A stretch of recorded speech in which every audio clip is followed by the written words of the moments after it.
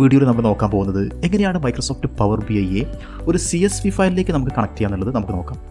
Okay, നമുക്കറിയാം CSV file എന്ന് വെച്ച് കഴിഞ്ഞാൽ മറ്റൊരു ടൈപ്പ് ഓഫ് ഡാറ്റ സ്റ്റോർ ചെയ്യുന്ന ഒരു ഫയലാണ്. സോ നമുക്ക് ഈ വീഡിയോയിൽ എങ്ങനെയാണ് ഒരു CSV ഫയലിലേക്ക് നമുക്ക് മൈക്രോസോഫ്റ്റ് പവർ ബി ഐയെ കണക്ട് ചെയ്ത് നോക്കാം. അതായത് നമ്മൾ യൂസ് ചെയ്യുന്ന മെത്തേഡ് എന്ന് വെച്ച് കഴിഞ്ഞാൽ നമ്മൾ എക്സൽ കണക്ട് ചെയ്യാൻ യൂസ് ചെയ്തിട്ടുള്ള അതേ മെത്തേഡ് തന്നെയാണ് നമ്മൾ ഇവിടെ യൂസ് ചെയ്യുന്നത്.